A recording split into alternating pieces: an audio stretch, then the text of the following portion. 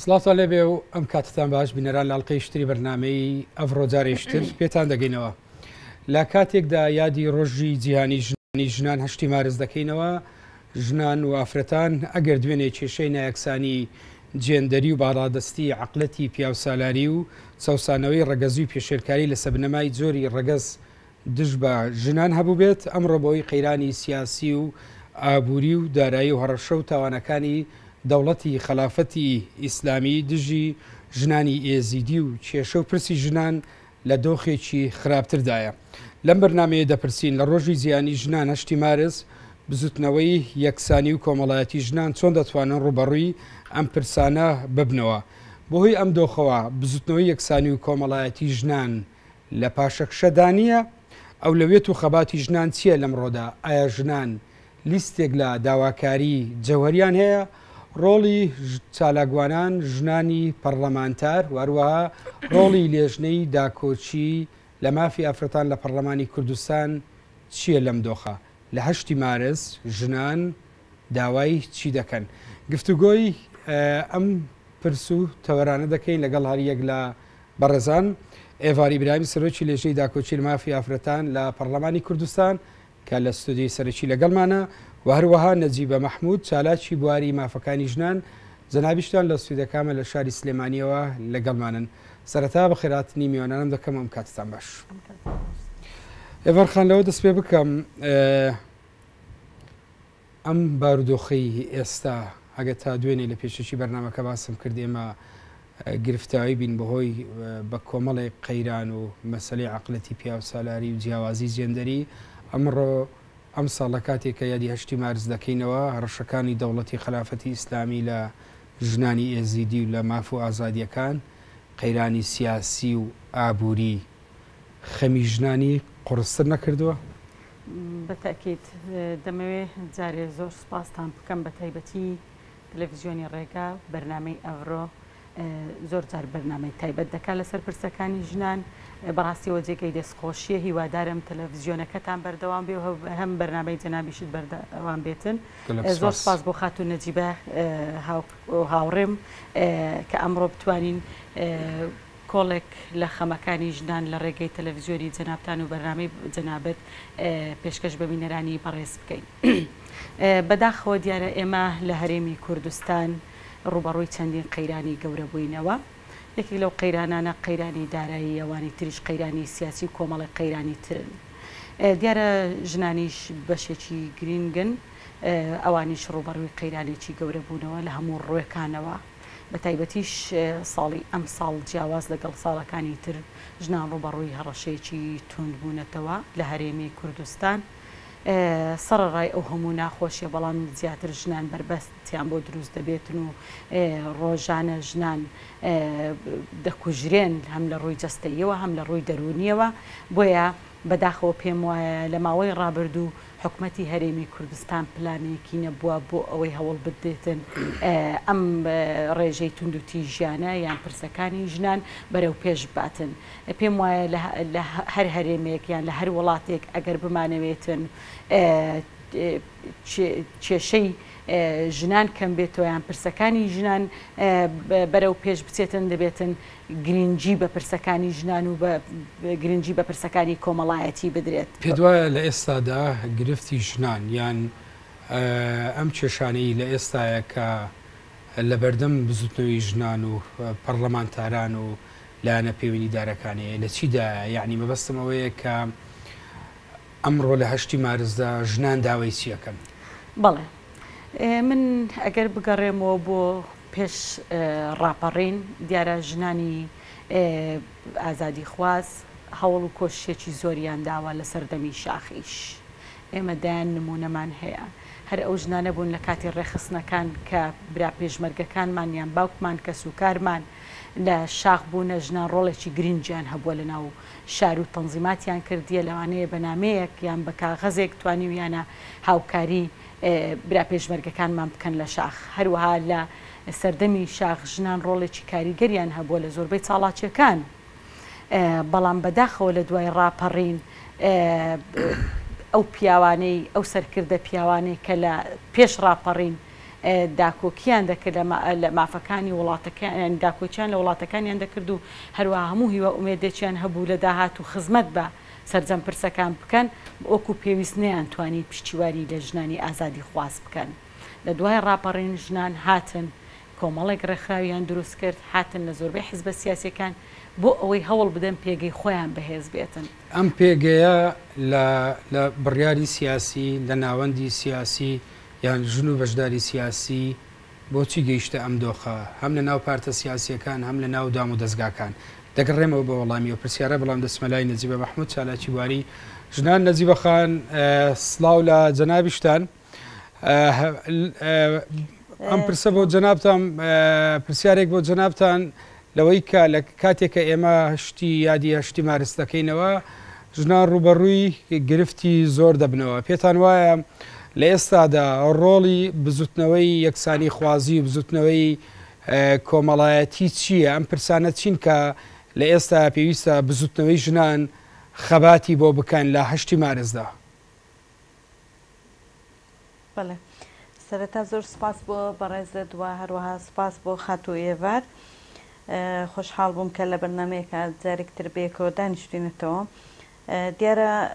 ئەگەر باس لە بارودۆخی ئێستای ژنان بکەین بە تایبەت کە ئێستا هەماهەنگە لەگەڵ هەشتی مارسە دیارە هەمومان نەزانین ئەو قەیرانانە کاریگەری ڕاستە و خۆی هەیە لەسەر مەسەلەی ژنان بۆیە هەروەکو بەڕێزیشتانی شارەتتان پێدا و خاتو ێواریژی شارەتی پێدا کە ئەم قەیرانانە ئەرکی سەرشانی ژنانی قورستر کردووە لەگەڵەوەی کە ئێمە لەگەڵ هەموو ئەو دام و دەستگایانەش بەشێکی زۆری ئەرکەکانی جارێکی تر لەلایەن حکوومەت و دام و دەستگاکانیش فڕێ دەدرێتەوە سەرشانی ڕێکخراوەکانی ژنان. دیارە ڕێکخراوەکانی ژنانیش لەگەڵەوەی کە هەوڵە دەن خەبات دەکەن بەڵام بێگومان بەدەرنین لە کەمەکوڕی لەوەی کە بارودۆخێکی چێ کۆمەڵایەتی لێک بدەنەوە چی فەرهەنگی لێک بدەنەوە چێ ئەو پەروەردەیە کە هەیە ئەمانە هەر هەمووی ڕاستەوخۆ ئەرکی سەرشانی ژنان قورستر دەکات. دیارە ژنان لە هەشتی مارسدا داواکاریەکانیان دادپەروەریە داواکردنی یاسایەکی مەدەنی و پێشکەوتووە کە مافەکانی ژنانی تێدا دەستەبەر بکرێەوە هەروەها داوای پەروەردەیەکی تەندروست دەکا. چۆن دەتوانێت بزوتنەوەی ژنان چالاکوانان چۆن دەتوانن ئەم پرسانە بەدەست بێنن تا چەند ژنان لە خەباتێکی فعلیدان لە ئێستاە بۆ بەدەستخستنی ئەوانەی جەنا بدوتت بۆی بەدەستی بخەن؟ بێگومان لە ئێستادا زۆر قورسە هەمومان نەزانین ئێستا تەنانەت حیزبەکانیش کە ئیمکانێتێکی مادی و معنەوی زۆریان لەژێر دەستایە ناتوانن چارەسەری ئەو بارودۆخە بکەن چ جای کە ڕێکخراوێک ئەگەر دامێکی مادی کەمیش بکرێت لە پاڵ حیزبە سیاسیەکان ئەوە ناڵم کە ڕەنگە بە پێی بارودۆخی هەندێک ڕێکخراو جیاوازی هەبێت لەوەی کە نزیکە لە حیزبێکەوە یاخود لە دەسەڵاتدارانەوە ڕەنگە ئیمکانێتێکی باشتریان لەبەردەستا بێ بەڵام باقی ڕێکخراوەکانتر ئەگەر هەش بێ ئیمکانێتێکی زۆر کەمەوە جگەلەوەی کە ڕێکخراوەکانی کۆمەڵگەی مەدەنیش هەیە ڕێکخراوەکانی کۆمەڵگەی مەدەنیش دیارە دەتوانێت بە چەند شێوێک تەسنیفیکەی هەندێک لە ڕێکخراوەکانیشی زۆر بچەکەن و هەندێکیان لەوانە کە تەنها لەسەر بنەمای ئەو پرۆژانەیە کە دیاری دەکەن و بە پێی فەندەی کە وەریان گرتووە هەوڵ دەدەن کارەکان بکەنەوە گەڕ فەندەنەمێنێ بێگومانەوەنیش ڕۆڵێکیەوە تۆیان نابێ ئەبەو شێوە کارکردنە یاخود بەو پچڕنە بەو دابشبوونا بێگومان لە ئێستادا زۆر زەحمەتە بەڵام معنایەوە نییە کە ناتوانانی هەنگاو بنێ و بێگومان دەبێت لە شوێنێکەوە هەوڵ بدەیت و بە تایبەتی لە ئێستا کە ئەم بارودۆخە چێ ئابووری بێ چی کۆمەڵایەتی بێت چێ سیاسی بێ هەموو ئەوانە ئەرکی سەرشانی ژنی قورستر کردو بۆیە پێما بێ ئێستا لە هەموو کاتێک زیاتر گرنگە کە ژنان هەوڵ بدەن ڕۆڵی خۆیان ببینن و بێنە مەیدان داوای مافەکانی خۆیان بکەن. نەجیبە خان لە کاتێکە ئێمە یادی هەشتی مارسەکەینەوە داتاکان لەبارەی پرسی ژنان ئاماژەی ترسناکەن هێشتا پێمان دەڵێن کە مەسلەی تونوتیژی پێشێلکاری پەراوێز خستن لە ئاستێکی بەرزدایە بەڵام دەنجی ژنان لە پاڵ ئەوە ڕەتفعلی چالاکوانان و بزوتنەوەی کۆمەڵایەتی وەکو ساڵانی پێشوو نابیندرێ یان بە شێوەیەکی تر مەبەستمە بڵێم کە خەریک یعنی ململانی سیاسیەکان لەسەر دەسەڵات ئەم قەیرانە سیاسی و ئابووریە مەسلەی ژنانی نەخستۆتە یعنی لە لیستەکە چوبێتە ئەم سەری لیستەکە؟ بێگومان ئەو بارودۆخە سیاسیەت چۆن کاریگەری لەسەر هەموو پرسەکانی تر هەیە بە هەمان شێوە کاریگەری ڕاستەخۆشی لەسەر پرسی ژنان هەبووە بە تایبەتی و ڕێکخراوانەی کە نزیکن لە حیزبەکانەوە بێگومان تاکو ئێستا مۆرکی حیزبیان پێوە دیارە و هەوڵیشیان نەداوە کە خۆیان دەرباسکەن لەو بارودۆخە یەکێک لە ببوورە بەڵێ لەو شتانی کە بەڕێزت باست کرد مەسەلەی ئامارەکانە بێگومان ئەو نەکەر بە تەنها ئەو ئاماری کوشتن هەیە مەسەلەی تونند و تیژی هەیە و جگەلەوە سکاڵایەکی زۆریش هەیە هاوکار تاکو ئێستاش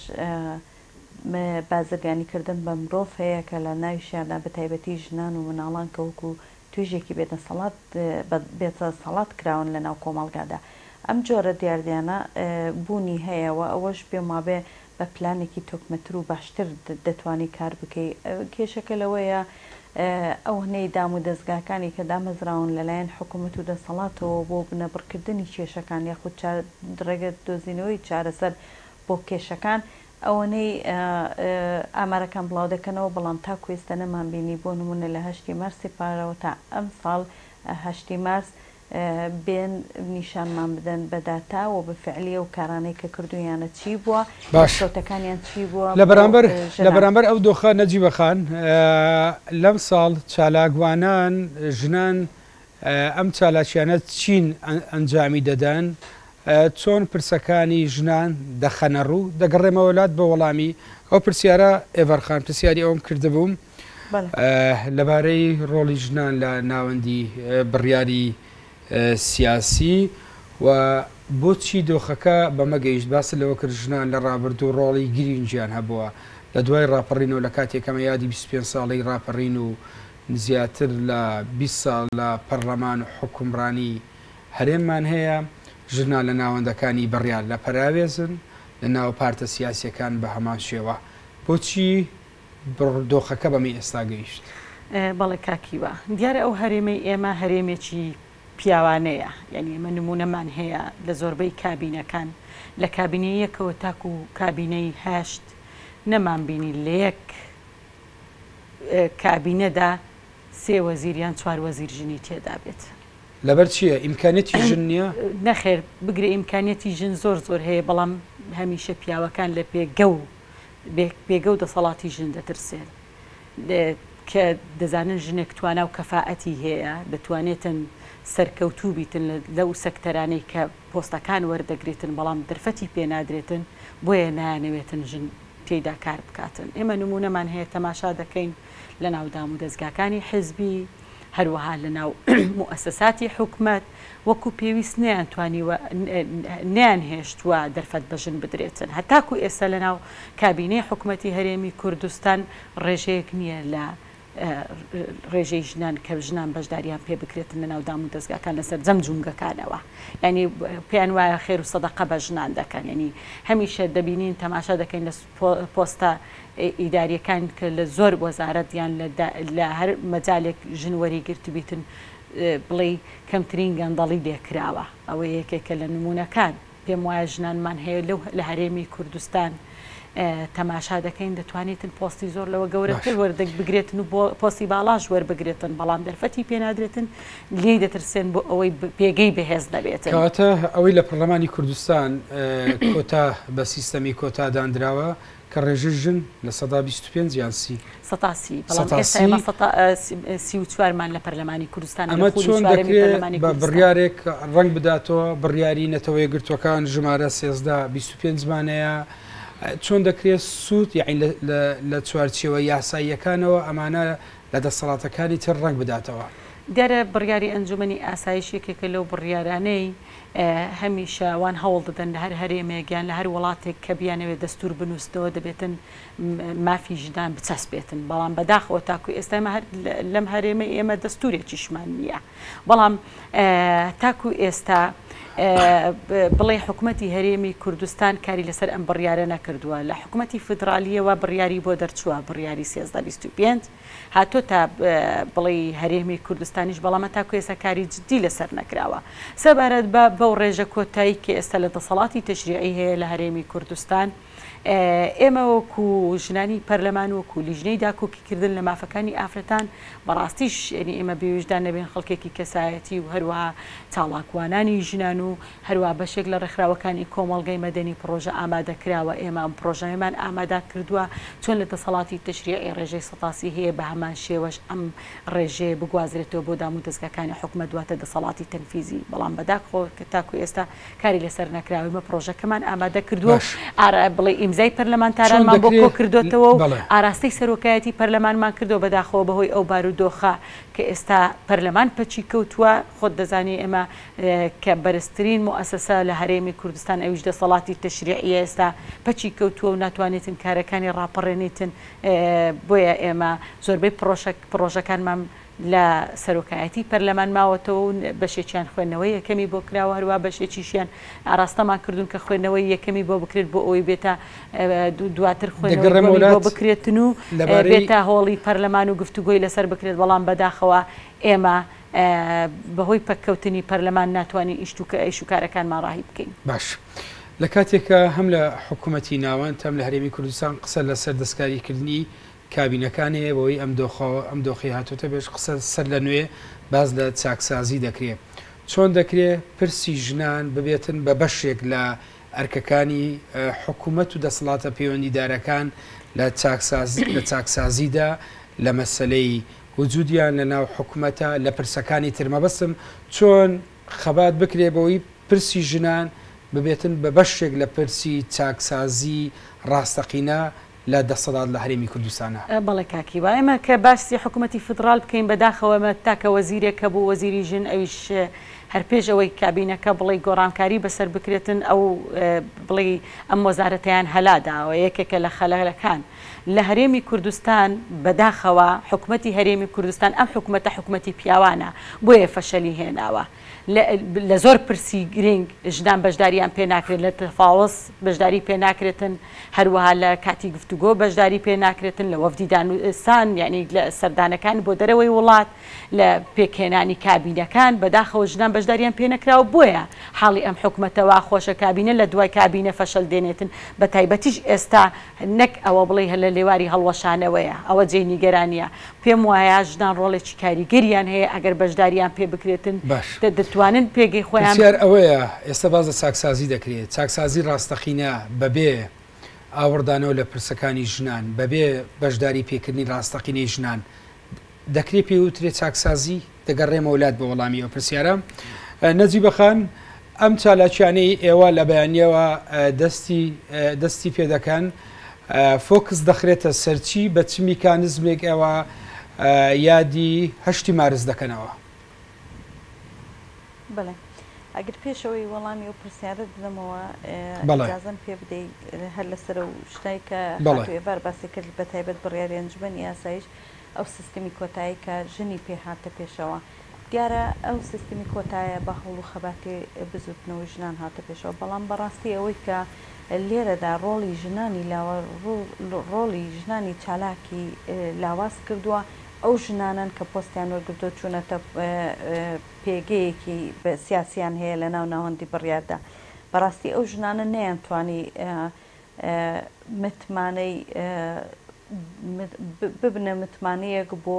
دەنگی ئەو ژنانەی کە خەباتیان کرد بۆی ژنانێک بڕواتەوێ بتوانن مافەکانیان بەدەست بێنن هەمومان نەزانین کە کۆمەڵێک ژنی زۆر زۆر هەیە لە ناوەندەکانی بڕیارە ئەگەر بیانەوێ کار بکەن لایەنی کەم هەرێکە لەو ژنانە کە دێن دواتر بۆ نمونە ئێستا 8 مارسە هەرێکە لەو ژنانە بیر بکاتەوە بزانێت چەند کەسی بە دوای خۆی داهێناوە توانی چەند کادری ژن پەروەردە بکە چەند کەسی هێنا سوودی لێوە بگرێتن بۆ ئەوی وردە دەستی بگرێ و لەم 8 مارسە بڵێ بەڵێ من لەم دام و دەستگای کە بۆم دامەزراوەوە کاری تێدا دەکەم توانیم بایەخ بەوەنە ژنە بدەمەوە دەبێتە پێشەوە ئێستاوەنەی لە بوارە جیاوازەکاندا کار بکەن ئەمە شێکێکە لەوەی کە دەستی ژنانی کورت کردووە کە ناتوانانی هیچ هەنگاوێک بنێ لەبەرەوەی ئەمە بوو بە مۆدلێک هەریەکە لەبەرەوەی کە بزوتنەوەی ژنان دەمکوت بکە بەشێک لە ژنان سوودیان لەو سیستەمی کۆتایە وەرگرچوو ناوێ نتوانیان نوێنەرایەتی تەنانەت خۆشیان بکەن نتوانیان نوێنەرایەتی بە زۆرتنەوەی ژنان بکەن ئەمە گەورەترین زەربەی لە ئێمەداوە کە لە ئێستا پێ وایە دەبوو چی بکرێ نەجیبە خان یعنی مەبەست لەوەیە کە هەماهەنگی نیە بۆ نمونە ئەگەر ئێمە لەسەر دەدەسەڵاتی لە پەرلەمان سەری پەرلەمان بکەین یعنی پەرلەمانتارانی ژن دەتوانن چی بکەن لەم بارودۆخی ئێستا دەبوو چیان بکردوایە من پێم وایە ڕەنگە پەرلەمان تا ڕادەیەک لەبەرەوەی کە بڕیار ئەوان دەرەکەن یاسا دەرەکەن بەڵام دواتر تەنفیزەکەی دەگەڕێتەوە بۆ حکوومەت و بۆ بەشەکانی تر بەڵام حتمما ئەوانیش ئەرکێکی قورسیان لە ئەستۆیەوە ئەرکێکی باشیان دەکەوێتە ئەستۆ لەوەی کە بتوانن لایەنی کەم گوێ لە خەڵکو و لە ڕێکخراوە لە کەسایەکان بگرن دیارە لە دەسەڵاتی تەلەڤیزیە ئەنجومەنی خانمانمانەیە من دەمەوێت قسە لەسەرەوە بکەم ئەنجومەنی خانمان هەیە لە ئێستادا ئەنجومەنی خانمان هەیە وەرە ئەنجومەنی خانمان با پێمان بڵێ کێشەکە لەوەیە تەنانەت بەشێک لەوانەی کە لە ئەنجومەنی خانمانیشدا کارەکەن پۆستێکی تری ڕێکخراوەییشیان گرتووە نە ئەوەیە ئەوێت چۆڵکەن ناوەیە دەوری خۆیان ببینن لە ئەنجومەنی خانمان یعنی تایەتی لە ڕێکخراوێکدایە ئەوێشی حجز کردووە نە دێڵە کەسێک بێتە پێشەوە نە لەوێژە دەستی کەس دەگرێ و هەموو ڕۆژێش موقیفە فرۆشێتەوە ئەمە ئەگەر تۆ لێگەڕی چوار ژنی تر بێتە پێشەوە و دەستی بگری هاوکاری بکەی بە دواچوون بۆ ئەو جۆرە توندوتیژی و ئەو ئامارانەی کە بەڕێزت باسر کرد کە دەبێت خەریکە دەبێتە مەترسی بۆ ئەو بازرگانیانەی کە بە ژن دەکرێ تا چەند دراسەیان کردووە لەسەرەوە تا چەند هاتوون کاری لەسەر بکەن هەموو کاتێک وەکو شتێکی ڕاگەیاندن دێن هەشتی مارس یاد دەکەنەوە دواتریش حەفلەیەکی گەورەی بۆکەن باشە و پارەی لەوەدا سەرفەکرێ دەتوانی زۆر کاری گەورە هەیە دەتوانی بیکەی بەڵام پێویستی بە ئیمکانێتێکی گەورە نابێ بۆ نمونە ئێستا ئێمە کە گروپی هەڵوێستمان هەیە گروپی هەڵوێستکە هەوڵ دەدا بۆی چالاکی بکات لە شار و شارۆچکەکان و لە ناو شار هەرەوەی کە ئێستا بەڕێزت باست کرد کۆڕ و سیمینار ببەستێ بۆەوەی بتوانێت ئەم چالاکیانە چین ئێوە لەم چالاکیانە نەجیبە خان لەسەر چی دەوەستن زیاتر چ با بڵێن بابەتێکی پەیوەست بە مەسلەی ژنان ڕەگەزی مینە ئێوە دەتانەوێ تەرکیزی کۆمەلگای لەسەر بەدەست بینن و چالاکی فشاری لەبارەوە دروست بکەن لەم چەند ڕۆژە ڕابردوو بە تایبەتی لە شاری سلێمانی لۆ ناوچانەکە هەمیشە چالاکیەکان زیاتر بۆ لەم ناوچەیە بڵێ ئەوەی کە ئێمە ئامانجمانەوە دەمانەوێت زیاتر تەرکیز بکەینە سەر ئەو خاڵانە ئەوەیە کە لە ئێستادا سەرباری ئەو هەموو قەیرانە و بە حکمی غیابی یاسا و غیابی دەسەڵات جۆرێک لە سوکایەتی زۆر بە ژنان دەکرێت هەرەوە شەکە گروپی هەڵوێستی بۆ دروست بوو کە لە تۆڕە کۆمەڵایەتیەکان و تەنانەت لە بەشێک لە ڕاگەیاندنەکان هەندێک جارە و سوکایەتیانە ڕێگەی پێدەدرێ یاخود دەکرێتن بەبێ ئەوەی بەدواچوون بکرێ کامەش بۆ خۆی جۆرەکە لە هاندانێک بۆ کۆمەڵگا بۆەوەی بەردەوامی بدا بۆ تونند و تیژی سوکایەتیانەی کە هەیە و ڕۆژانە دەبیستین بەشێک لەوانەیە کە لەو تۆڕە کۆمەڵایەتیانە کار دەکەن کادری حیزبەکانن یاخود نزیکن لە حیزبەکانە یاخود فەرمی بێ یان نافەرمی بێ ڕۆڵی ئەوانی تێدا هەیە بەبێوی هیچ سنوورێکدانێن ڕۆژ نییە چەندین کەسایەتی کەرامەتی نەشکێندرێ لە ڕێگەی و تۆڕە کۆمەڵایەتیانە ئێمە دەمانەوێت سنوورێک بۆ دانین ئێمە دەمانەوێت ڕاگەیاندنەکان بە شێوەیەک لە شێوەکان بایەخ بە پێگەی ژن بدەن و هەروەها هەوڵ بدەن بۆەوەی ئەگەر لایەنی کەم دابوونەری تێکەیە یاخود جیاکاری ڕێگەزی هەیە ئەو جیاکاریە جەندەریەکە هەیە لەناو کۆمەڵگەدا نەجیبە خان بۆچی ئەمە ڕەنگ دەداتەوە لە ماوەی ڕابردوو سنتەری میترۆ بە هاوکاری هەڵە نەبم لەگەڵ ڕێکخراوی ئاسوودە بوو راپۆرتیشان بڵاو کردەوە لەبارەی میدیا و توندوتیژی بەرامبەر بە ژنان هەندێک جار میدیاکانیش لە جێگای ئەوەی کە با بڵێن ڕۆڵیان هەبێ لە داکۆچی لە مەسلەی ژنان ئەوانیش دەبن بە بەشێک لە عەقڵیەتی گشتەکە من پێم وایە بەشێکی زۆری و چالاکیانە ئامادەکردنی راپۆرت و بڵاوکردنەوە ئەمە تەنها شتێکە بۆ ڕاگەیاندنە بەڵام تا چەند هاتوون کار لەسەر ئەم دیاردانە کراوە یاخود ئەو کێشانەی کە زەق کراونەتەوە و لێشت ناشانەوە بەشێک لە ڕێکخراوەکانیش کە کار دەکەن بۆ خۆیان سەرچاوەیەکن بۆ ئیدامەدان بەو کولتور و دابوونەری نەجیبە خان دەگەڕێمە وڵات دەمەوێت پێم بڵیت ئێوە ئەزمونتان لە وڵاتانی لە دەمێک لە ماوەیەک لە دەرەوەی وڵات بوویت ئەزمونت هەیە لەبارەی خەباتی مەدەنی و فیمینیستی هەشتی مارس لە وڵاتانی دنیا لە وڵاتانی پێشکەوتوو چۆن بزوتنەوەی ژنان و یەکسانی خوازی داخوازی ژنان مەسلەی ژنان دەکەنە بابەت لە کۆمەلگا چۆن سرنجی لاەنە پەیوەنددارەکانی ڕادەکێشن لای خۆمان چۆنە تا چەند سوود لەو ئەزمونانە وەرگیراوە بەڵام پێشتر پرسیارێکم لە ئێڤارخان کردبوو لەبارەی ئێستا قسە لەسەر چاکسازی دەکرێت هەرچەنە ئەم چاکسازیە بەبێ بەخیابی کاراکردنەوەی پەرلەمان ناکرێتن بەڵام لێژنەی داکۆچی لە مافی ئافرەتان پەرلەمانتارانی ژن چۆن دەتوانن مەسلەی ژنان بکەن بە بەشێکی پاکێجی چاکسازی ڕاستەقینە لە مەسلەی بەشداری ژنان لە ناوەندەکانی بڕیار وەروە لە مەسلەی جێبەجێکردنی یاساکان لە مەسلەی پێداچنەوە بە دەسەڵاتی دادوەری و کۆمەڵی ئەو پرسانی کە ئێوە خۆتان ڕۆژانە بە داسووتان بۆ کردووە. بەڵێ پێم وایە ئەو چاکسازی دەکرێتن بەداخەوە پێم وانە ئەوە چاکسازی بێتنەوە تەقەشوفەیانی دەکرێت و قسە دەکرێت لە داهاتوو باز لە بچووکردنەوەی حکوومەت دەکرێت مەبەستم لە داهاتوو کە قسە لەسەرەوە دەکرێت دوای پەرلەمان کاراکرا قسە لەسەر کەمکردنەوەی ژمارەی وەزیرەکان دەکرێتن وەزارەتەکان چاکسازی هەمەلایەنە دەکرێت ئەم چاکسازیە بە غیابی پرسیژن بێ ئەسڵەن ناکرێتن تۆ تەماشا دەکەی لە ماوەی 24 ساڵی ڕابردوو بە تایبەتی لە کابینی یەکەوە تا کابینی هەشتا تاکو ئێستا وکو پێویست ژنان بەشداریان پێ نەکراوە لە پۆستە وزاریەکان زۆربەی ئەو گەندەڵیانەی کراون بەداخەوە پیاوان بوونە یعنی تۆ تەماشا دەکەی لە زۆربەی ئەو وەزارەتە گرنگەکان زۆربەی وەزارەتە سیادیەکان پیاوان بووینە گەندەڵی تێدا کراوە بۆیە دۆخی هەرێمی کوردستان بەم ئاقارە ڕۆی بۆیەش هەمیشە ئێستا بۆ ماوە تەماشا دەکەین لە ماوەی 6 مانگە موچەی فەرمانبەران نەدراوە بۆیە پێم وایە ئەگەر ئەوە کارێکی باشە ئەگەر کار لەسەرەوە بکرێتن وەزارەتەکان کەم بکرێتەوە هەرێمی کوردستان تەنها 4 پارێزگایە ینی تەنها 4 پارێزگای لەوانەیە بە 4 وەزیری پرۆفیشناڵ ینی ئاکتیڤ ینی شارەزای بن لە بوارەکەی خۆیان دەتوانن هەرێمی کوردستان بەڕێوە ببەن بۆیە دەکرێتن لەم چاکسازیە ئەم جارە هەوڵ بدرێتن بە تایبەتی لە پێک ئەگەر بیانەوێتن وەزارەتەکان کەم بکرێتەوە وەزارەتی تر دروست بکرێتن و دەم یانچەند وەزارەتێک دەمج بکرێتن ژنان بەشداریان پێ بکرێتن قەیچێکە بە ئەم جارە ژنان تاقی بکرێنەوە بابێن دەسەڵاتەکان بە ژنان بدەن بزانن سەرکەوتو دەبن 24 ساڵە پیاوان گەندەڵی دەکەن لەم هەرێمە 24 ساڵە لە زۆربەی دام و دەستگاکانی حکوومەت گەندەڵی دەکرێتن بە ئەم جارش بۆ ماوەی 4 ساڵ هەوڵ بدرێتن گۆڕان بکاری بکرێتن ژنان ئیشی تێدا بکەم بزانن چ جیاوازێک دەبێت ئێمە نمونەمان هەیە هەمیشە لەم هەرێمە دەڵێن ژنانی ئێمە بێتوانە ژنانی ئێمە کەفاعەتن ژنانی ئێمە ناتوانن ئیش بکەن ئەخەوان نییە تۆ دەوەرە دەرفەتی پێ بدە چۆن ژنان ناتوانن من یەک نمونە عقلیەتە پێم وایە عقلیەتە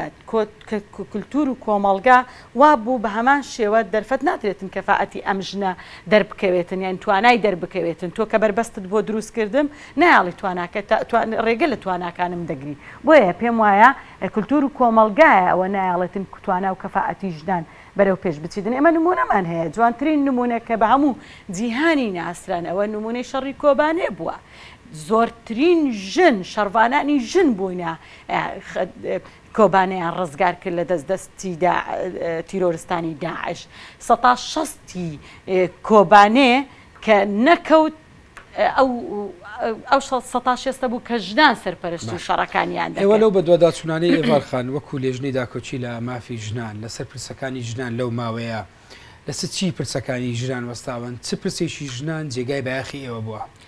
طبعا زۆربەی پرسەکان جێگەی بایەخی ئێمەن بەڕاستی پرسی ژنان لە ئێمە پرسێکی گشتگیر و کۆمەڵایەتیە ئێمە بە جددی کاری لەسەر دەکەین بەڵام بەداخەوە ئێمە لە خولی چوارەمی پەرلەمانی کوردستان زیاتر لە 6 بۆ 7 مانگ کابینەکە پێک نهات خۆت دەزانی ئیرادەیە کەبوولەن لە خولی 3 پەرلەمانی کوردستانەوە ئەم جارە ئیرادەیە کەبوولەن ئۆپۆزیسیۆنەوە کە ئەم جارە بەشداری کابینەیەکی بن کە فراوان بکاتن بۆ ئەوەی دۆخەکە باشتر بێتن هەروەها کە سەرۆکایەتی پەرلەمان هەڵبژاردننی بۆ کرا و بڵێ دوای ئەوەش کابینەکە پێک نەهات چەند مانگێکی پێچوو ئێمە توانیمان ئێمە لە ماوەی تەنها 3 مانگ توانیمان وەکو پێویست ئیش بکەینە سەر چەند پرۆژە یاسایەک لەگەڵ ئەوەدا ئێمە ڕوبەڕووی شەڕێکی گەورەی داعش بووینەوەی شەڕی تیرۆرە بەداخەوە دیارە لە هەر هەرێمێک یان لە هەر وڵاتێک کە شەڕ ڕوبەڕووی ئەم وڵاتیان هەرێمێک دەبێتەوە ژنان دەبنە قوربانی ئەوە تا ئێمە نمونەمان هەیە بەشێک لە ژنانی پێک هاتەکان بەشی بەرنامەکە تایبەت دەکەم لەسەر مەسلەی ئەو ماوەکەمی ماوە لەسەر مەسلەی ژنانی ئێزیدی بەس پێم بڵێیت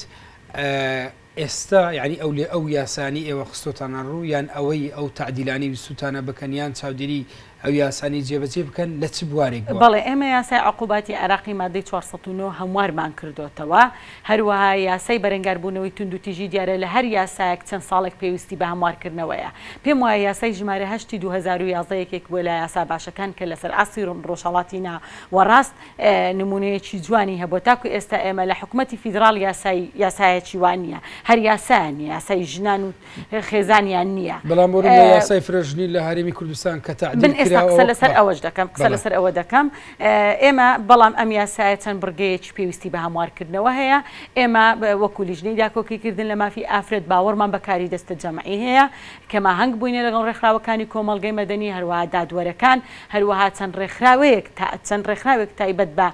یاسای تونند و تیژی خێزانی ئیشی لەسەر کردووە ئێمە کۆنفرانسێکی تایبەتمان بە یاسای تونند و تیژی خێزانی بەس لە پەرلەمانی کوردستان پرۆژەیەکمان بۆ ئامادەکرد ئیمزای پەرلەمانتارانمان بۆ کردو ئێستا ئاراستەی سەرۆکایەتی پەرلەمانمان کردو دیسان بەداخەوە پەرلەمان پەچی کەوتووە ئەم جارە یاسای هەتاکو ئێستا لە هەرێمی کوردستان یاسایەکمان نییە بە ناوی یاسای کە جەنابەت پێشتریش ئاماژەت پێدا جارێکی تریش بەرنامەیەکی تایبەتمان لەسەر ئەمە کردو هەر لە بەرنامەی ئەڤرۆ ئەویش یاسای ڕێگریکردنە بە بازرگانی کردن بە مرۆڤ ئێمە دیارە نەجیبەخانیش ئاگدارە لەلایەن ڕێکخراوی هادلاند بەشداریمان پێک ینی بەشدار بووینەوە هەروەها پرۆژەیەکیشمان ئامادەکرد لەبەرەوەی لە پەرلەمانی عێراق یاسایەکی باش هەیە بەس تەنها تەنفیزی ماوە ئێمە هاتوین پرۆژەیەکی ترمان ئامادەکرد ئیمزای پەرلەمانتارانمان بۆ کۆکردەوە و هەوڵێکی جدیماندا دوای ئەوەی کە چەند کۆنفرانسێکمان کرد کە ئەوەی جێی دڵخۆشیە لە خولی چوارەمی پەرلەمانی کوردستان خوێندنەوەی یەکەمی بۆ کرایە یعنی ئێستاوە سەرقاڵی نووسینەوەی راپۆرتەکە بووین و تەنها ماوە لە هۆڵی پەرلەمان گفتوگۆی لەسەر بکرێتن هەروەها چەند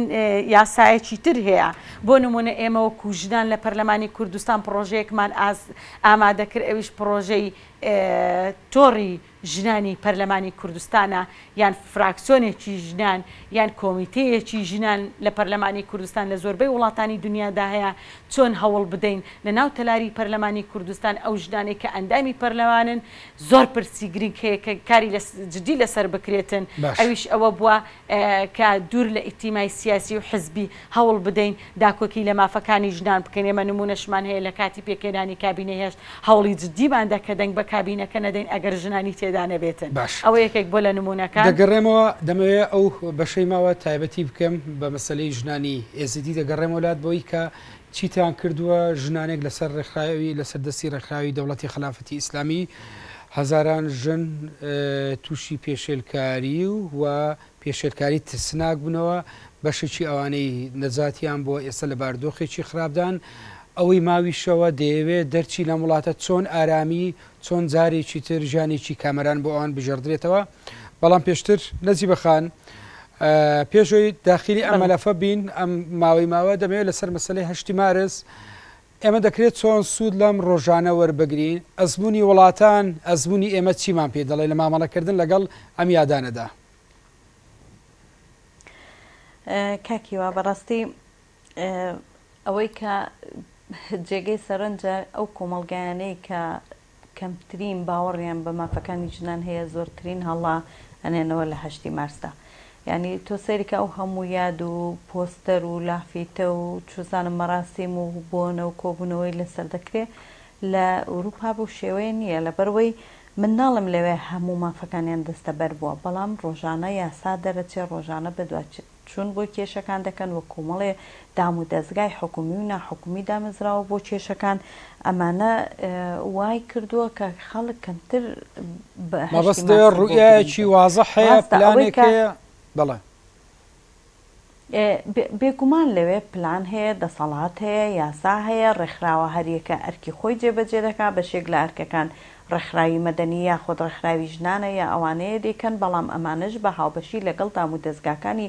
حکومیە پۆلیسە تەندروستیە ئەمانە هەر هەموو بەیەکەوە کارەکەن و دەتوانن کێشەکان چارەسەرکەن بەڵام مشکلەکە لێرەوەیە زۆرترین پێشێلکاری لە وڵاتە هەیە زۆرترین توندوتیژی و سوکایەتی لە وڵاتە هەیە و زۆرترین کاتیش قسە لەسەر 8 مارس و لە بۆنەکاندا دەکرێتە هەڵاو جەژنە پیرۆزە و تەنانەت ڕاگەیانەکان بەڕاستی لەوێ بەو شێوەیە نییە هەتا ئەوانەی کە زۆریش یادیەکەنەوە لە دەرەوەی وڵات ئەوانن کە خەڵکانی وڵاتانی ئێمەمانان و وڵاتانی تری کە لە کۆمەڵگە دواکەوتوەکان هاتوون زیاتر یادی دەکەنەوە لەبەرەوەی تاکوی ئێستا ئێمە هەست دەکەین کە ئەو ڕۆژە کە ئەسڵەن لێرە هەر بە هەڵەش ینی باشە لە نێوان ئەوەی پێدەوترێ جەژن یان ڕۆژێک بۆ بەرەنگاربوونەوەی جیاوازی جێندەری بۆ بەرەنگاربوونەوەی جیاوازی کۆمەڵایەتی ئێمە چۆن ئەم ڕۆژە وەربگرین ئەم ڕۆژە من پێم وایە بە تەنها ڕۆژێکە کە بەس نییە بۆ ئەوەی تۆ بتوانانی لە بەرەوەی کێشەکان ئەوەندە زۆرە لەو ڕۆژەدا نازانی دەست بۆ کامبرینەیان بەری ئەوە یەکێکە لە کێشەکانت بەڵام دەکرێت ئەم 8 مارسا ببێتە منبەرێک بۆ ئەوەی تۆ داوای شۆڕشێکی سپی بکەی داوای شۆڕشێکی فکری بکەی لەم کۆمەلگایە کە هەوڵ بدرێ کە بەڕاستی ئیتر لەوە زیاتر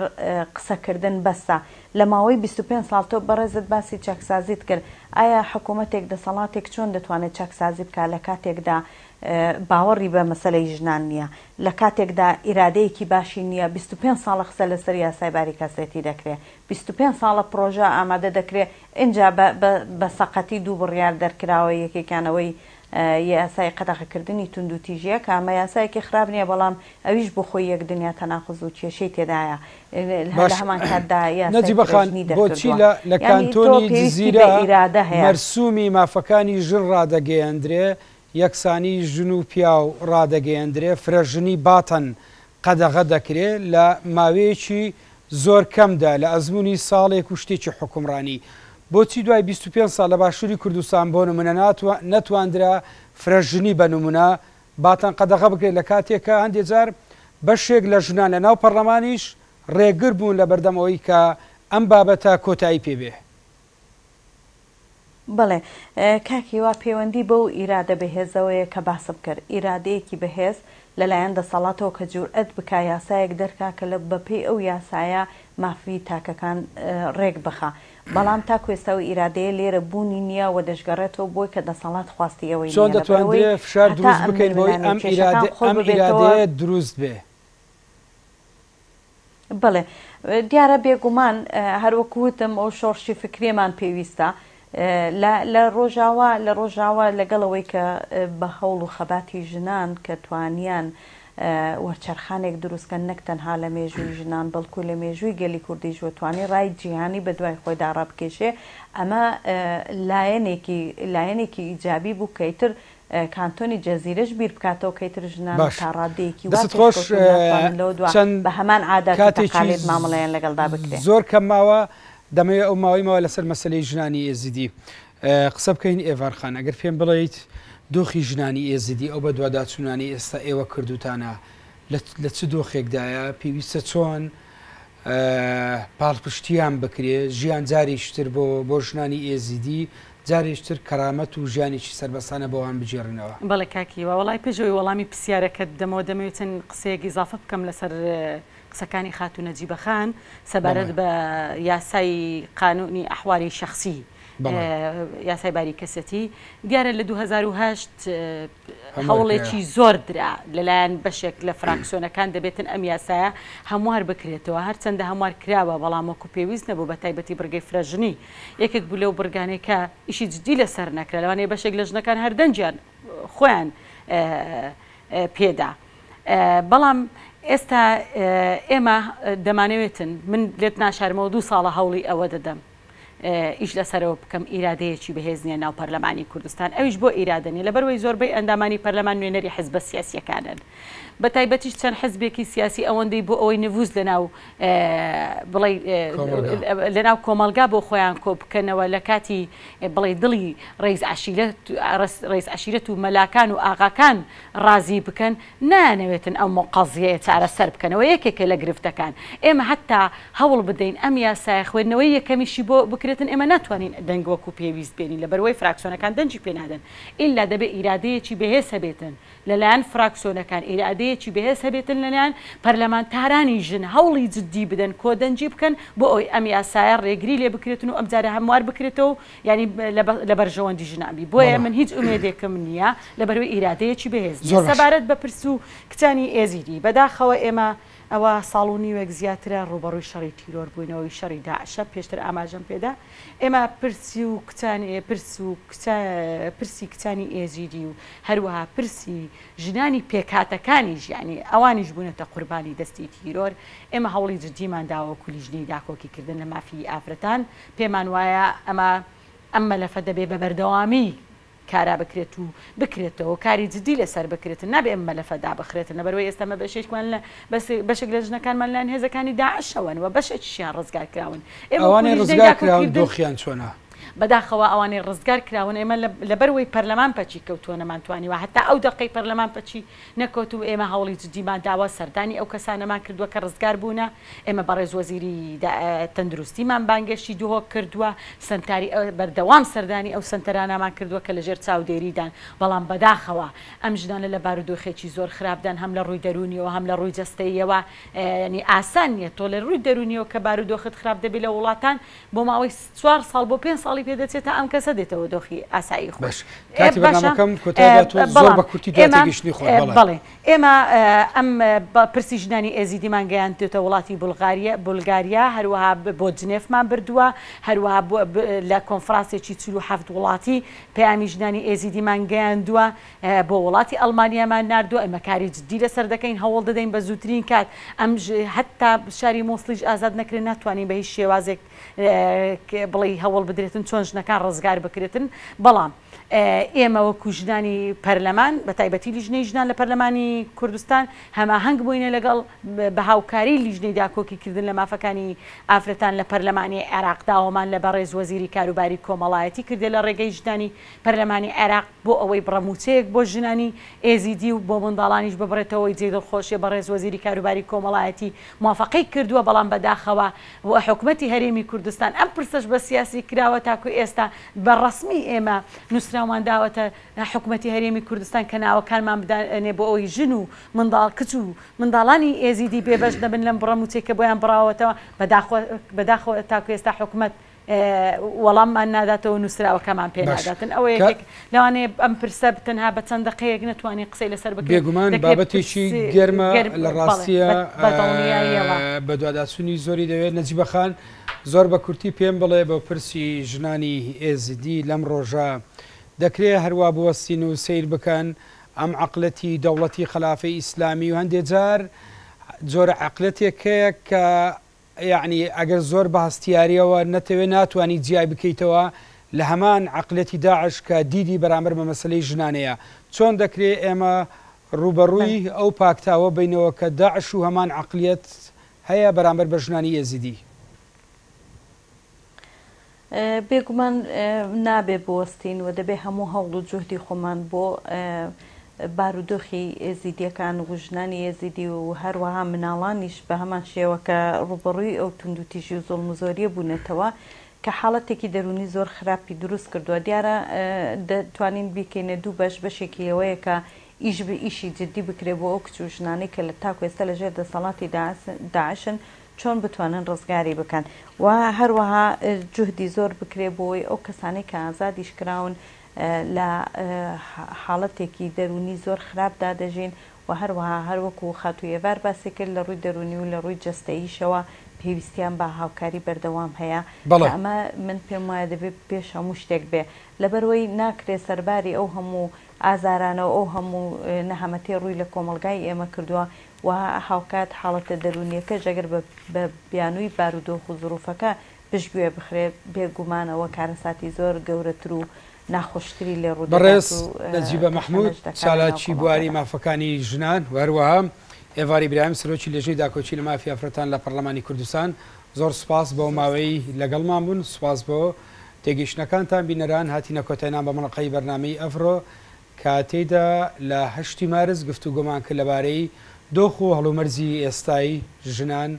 لە ناوچەکە گفتوگۆمان کرد لەبارەی ئەوەی کە ڕۆڵی ژنان ڕۆڵی پەرلەمانتاران ڕۆڵی بزوتنەوەی یەکسانی خوازی لە کوردستان چیە لە بەرامبەر ئەو هەڵومەرزی ژنان دروست کراوە